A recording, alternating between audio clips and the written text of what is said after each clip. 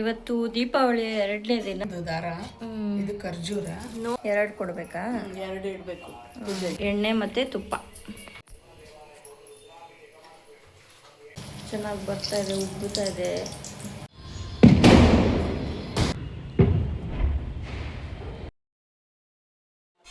ಇವತ್ತು ದೀಪಾವಳಿ 2ನೇ ದಿನ. ಸೊ ನಾವು ಲಕ್ಷ್ಮಿ ಎಲ್ಲ ನಿನ್ನೆ ಸಂಜೆನೆ ಕೂರಿಸಿದ್ವಿ, ಇವತ್ತು ಅಮಾವಾಸ್ಯೆ ಅಂತ ಹೇಳಿ. ಇವಾಗ ಕಜ್ಜಾಯ ಮಾಡಿಕೊಂಡು ದೇವಸ್ಥಾನಕ್ಕೆ ಹೋಗೋ ಸಂಪ್ರದಾಯ ಇದೆ ಅಲ್ವಾ ಅಮ್ಮ? ಬಿಸಿ ಕಜ್ಜಾಯ ಮಾಡ್ಕೊಂಡೋಗು ವೆಂಕಟೇಶ್ವರಗೆ ನೈವೇದ್ಯ ಮಾಡಿಸ್ಕೊಂಡು. ಲಕ್ಷ್ಮಿ ವೆಂಕಟೇಶ್ವರ ಅಲ್ಲಿ 2 ಇದೆ ಅಂದ್ಬಿಟ್ಟು ಅದು ತಗೊಂಡೋಗ್ಬಿಟ್ಟು ಅಲ್ಲಿ ನೋವು ಮಾಡ್ಕೊಂಡು ಬರೋದು. ಅಲ್ಲಿ ದೇವಸ್ಥಾನ ಅಲ್ಲಿ ಮಾಡ್ತಾರೆ. ಸೊ ನಮ್ಮನೆ ಹತ್ರ ಇರೋ ದೇವಸ್ಥಾನದಲ್ಲಿ ಅದನ್ನು ಮಾಡಲ್ಲ. ಅಕ್ಕಿ ನೆನೆಸಿ ಒಣಗಿಸಾಗಿದೆ ಅಲ್ವಾ ಅಮ್ಮ? ಸ್ವಲ್ಪ ಜಾಸ್ತಿ ಒಣಗಬಾರ್ದು, ಸ್ವಲ್ಪ ಅಂದರೆ ಫುಲ್ ಒಣಗಬಾರ್ದು, ಹಂಗೆ ವೆಟ್ ಸ್ವಲ್ಪ ಇರಬೇಕು. ಒಂದು 2 hours ಒಣಗಿದ್ರೆ ಸಾಕಲ್ವಮ್ಮ? ಇಲ್ಲ, ಒಂದು ಹಾಫ್ ಆನ್ ಅವರ್ ಅಷ್ಟೇನಾ? ಸೊ ಇವಾಗ ಇದನ್ನು ಪೌಡರ್ ಮಾಡಬೇಕು, ನೆರಳಲ್ಲಿ ಒಣಗಿಸ್ಬೇಕು. ಇವಾಗ ಇದನ್ನು ನಾವು ಗ್ರೈಂಡ್ ಮಾಡಿ ಜರಡಿ ಮಾಡ್ಕೋಬೇಕು. ಸೊ ಅದಾದಮೇಲೆ ಪಾಕ ತಗೊಂಡು ಕಜ್ಜಾಯ ಮಾಡೋದು. ಇದು ಈ ಥರ ಜರಡಿ ಹೊಡ್ಕೋಬೇಕು. ಫುಲ್ಲು ಸಣ್ಣಕ್ಕೆ ಹಿಂಗೆ ಹಿಡಿದು ನೋಡು, ಈ ಥರ ಮೈದಾ ಹಸಿ ಥರ ಇರಬೇಕು, ಒಂಚೂರು ಇದೆ, ಅವಾಗ ಚೆನ್ನಾಗಿ ಬರುತ್ತೆ. ಇದು ಜರಡಿ ಆಡ್ಕೊಂಡು ಮಿಕ್ಸಿ ಮಾಡ್ಕೊಂಡು ಜರಡಿ ಆಡ್ಕೊತಿರೋದು. ಇದು ಮಿಕ್ಸಿ ಮಾಡ್ಕೊತಿದ್ದು.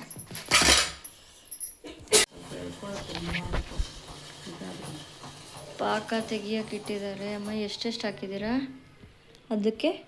ಒಂದು ಸೇರಿಗೆ 3/4 kg ಬೆಲ್ಲ ಹಾಕಿದ್ದೀನಿ. ನೀರು ಹಾಕ್ಬೇಕಾ? ಇಲ್ಲ, ಒಂದು ಸ್ವಲ್ಪ ಈ ಗ್ಲಾಸಲ್ಲಿ ಒಂದು ಅರ್ಧ. ಈ ಗ್ಲಾಸಲ್ಲಿ ಅರ್ಧ ಹಾಕಿದ್ದೀರಾ? 3/4 kg ಬೆಲ್ಲ ಅಂಡ್ ಅರ್ಧ. ಇದಕ್ಕೆ ಕರೆಕ್ಟಾಗಿ ನೋಡ್ಕೊಂಡು ಹಾಕೋಬೇಕಲ್ವಾ ಅಮ್ಮ? ಇಲ್ಲಾಂದರೆ ಸರಿಯಾಗಿ ಬರಲ್ಲ. ಇದು ಪಾಕ ತೆಗೆದು ಮಾಡಿ ಅದು ನೋಡ್ಬೇಕು. ಹಿಂಗೆ ತೆಗ್ದಿದ್ದೀವಲ್ಲ, ಪಾಕ ಥರ ಬಂದರೆ ಸ್ವಲ್ಪ ಚೆನ್ನಾಗಿ ಮೆತ್ತಗೆ ಬರುತ್ತೆ. ಸ್ವಲ್ಪ ಜಾಸ್ತಿ ಗಟ್ಟಿ ಆದರೆ ಗಟ್ಟಿ ಆಗುತ್ತೆ. ಆಮೇಲೆ ಕರಮ್ ಅಂತ ಬಂದ್ಬಿಡುತ್ತೆ, ಚಟ್ನಿ ಥರ. ನನ್ನ ತಂಗಿ ಕರುಮ್ ಅನ್ನೋದೇ ಇಷ್ಟ. ಹೌದಾ? ಒಬ್ಬೊಬ್ರಿಗೆ ಅದೇ ಇಷ್ಟ. ಅವಳಿಗೆ ಅದಿಷ್ಟ ಕಜ್ಜಾಯ. ಹಂಗಂದ್ರೆ ಸಪ್ರೇಟ್ ಇಲ್ಲಾಂದ್ರೆ ಒಂದೊಂದು ಜಾಸ್ತಿ ಸಿಂಪಲ್ ಬೇಯಿಸ್ಬೇಕು. ಬೇಯಿಸಿದ್ರೆ ಚೆನ್ನಾಗ್ತದೆ. ಹ್ಞೂ ಅಪ್ಪ, ಒಳಗಡೆನೆ ತಿಂತಾ ಇದ್ದೀವಿ. 1-2 ನಿಮಿಷ ಇದು ಹಿಂಗೆ ತಿರುಗುತ್ತಾ ಇದನ್ನು ಹಾಕೋಬೇಕು.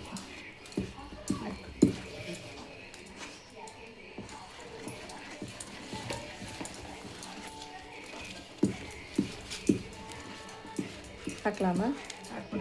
ಹಾಕ್ಬಿಡ್ಲಾ ಫುಲ್ಲು?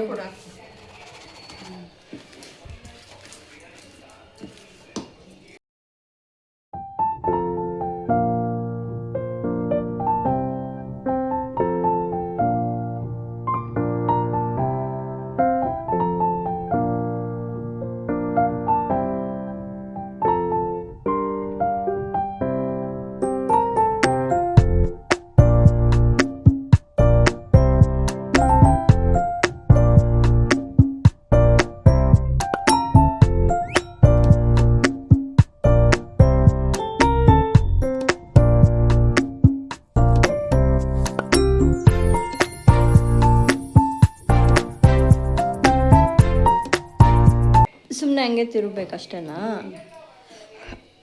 ಜಾಸ್ತಿ ಹೊತ್ತೇನು ಬೇಯಿಸೋದು ಬೇಡ. ಪಾಕ ಹಾಕಿದ್ರೆ ಅಷ್ಟೇ.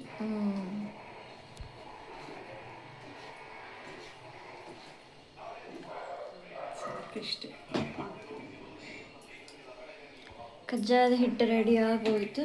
ತಣ್ಣಗಾದ್ಮೇಲೆ ಆಮೇಲೆ ಎಣ್ಣೆಗೆ ಹಾಕೋದಷ್ಟೇ. ಇದೇನಮ್ಮ?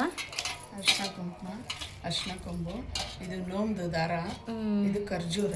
ನೋಮ್ ಅಂದರೆ ನಾವು ದೀಪಾವಳಿಗೆ ನೋಮ್ ಅಂದ್ಬಿಟ್ಟು ಮಾಡ್ತೀವಿ. ಅದೇನು ವಾಪಸ್ ಕೊಡ್ತಾರ ಅವರು? ಅದು ಪೂಜೆ ಮಾಡಿ ತೊಗೊಂಬಂದು ನಾವು ಕಟ್ಕೋಬೇಕು. ಇದು ಎಲೆ ಅಡಿಕೆ,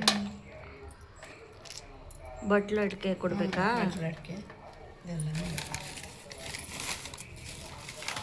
ತೆಂಗಿನಕಾಯಿ ಜೋಡಿ ನಾವು ಕೊಡೋದು ಯಾವಾಗ ಅಂದ್ಬಿಟ್ಟು ತೊಳ್ಕೊಬೇಕು. 2 ಕೊಡಬೇಕಾ? 2 ಇಡಬೇಕು ಪೂಜೆಗೆ. ಬಾಳೆ ಕೊಡ್ತಾರೋ ಅಲ್ಲೆಲ್ಲ ಹೋಗಿ ಮಾಡ್ಕೊಂಡು ಮೇನ್ ಇಂಪಾರ್ಟೆಂಟು ಇದೆ, ಇದೆ. ಬೇರೆದೆಲ್ಲ ನಾರ್ಮಲ್ ಆಗಿ. ಇದು ಮತ್ತೆ ಕಜ್ಜಾಯ.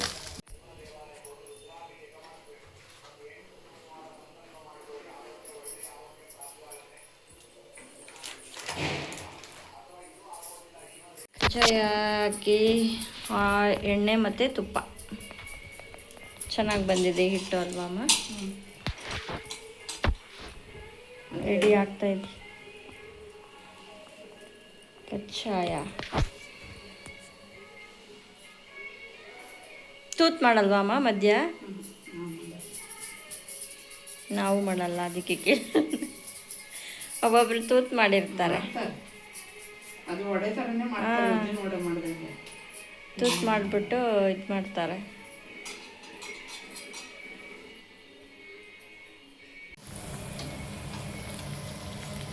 ಚೆನ್ನಾಗಿ ಬರ್ತಾ ಇದೆ, ಉಬ್ಬುತ್ತಾ ಇದೆ ಚೆನ್ನಾಗಿ.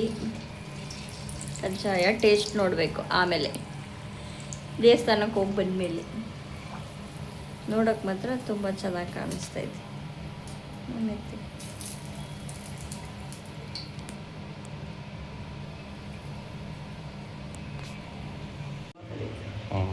ಇತ್ತೆಗ್ಲ ಹಡತಲ್ಲಿ ಏನು ಸ್ವಲ್ಪ ಬೋಲ್ನ ಕೊಂಬೋಲು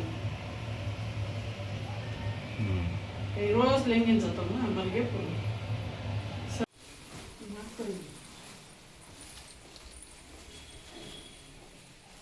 ಕಜ್ಜಾಯ ರೆಡಿಯಾಗಿ ಪೂಜೆನೂ ಆಯಿತು. ಇವಾಗ ದೇವಸ್ಥಾನಕ್ಕೆ ಹೋಗ್ತಿದ್ದೀವಿ. ಇದರಲ್ಲೆಲ್ಲ ಜೋಡಿಸ್ಬಿಟ್ಟಿದ್ದಾರೆ. ಸೊ ಹೋಗಿ ಬರೋಣ ಬನ್ನಿ.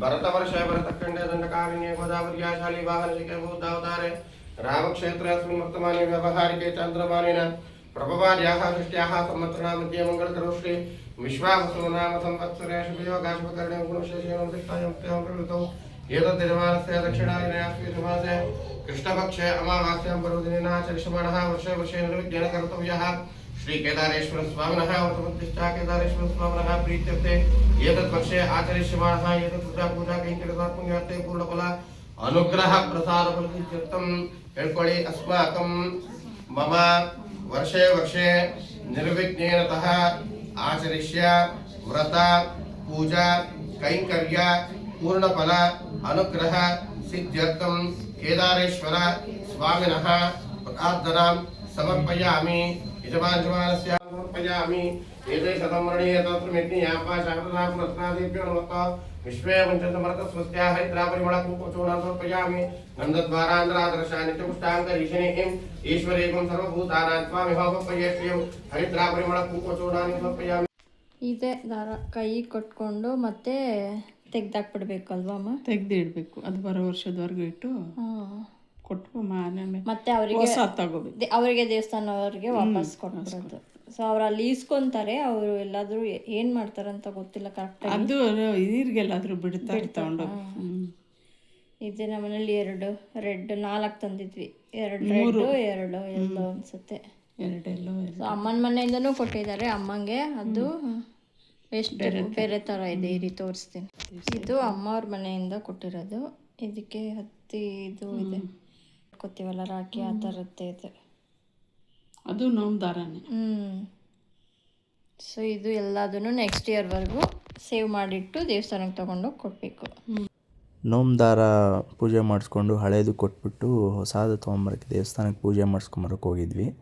ಅಲ್ಲಿ ನಮ್ಮ ದೊಡ್ಡಮ್ಮ ಫ್ಯಾಮಿಲಿ ಅವರೆಲ್ಲ ಸಿಕ್ಕಿದ್ರು. ನಮ್ಮ ಅತ್ತಿಗೆ ಅವ್ರ ಮಕ್ಕಳು ಎಲ್ಲ ಬಂದಿದ್ದರು. ದೇವಸ್ಥಾನದಲ್ಲಿ ಪುರೋಹಿತರು ಕೂಡ ನನ್ನ ಸ್ಕೂಲ್ ಮೇಟು. ಅವ್ರು ನನ್ನ ಗುರ್ತಿಡಲಿಲ್ಲ, ನಾನು ಗುರ್ತಿಡಿದೆ.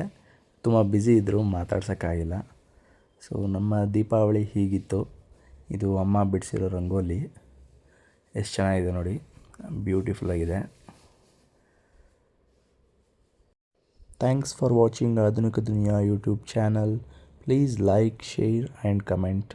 Thank you.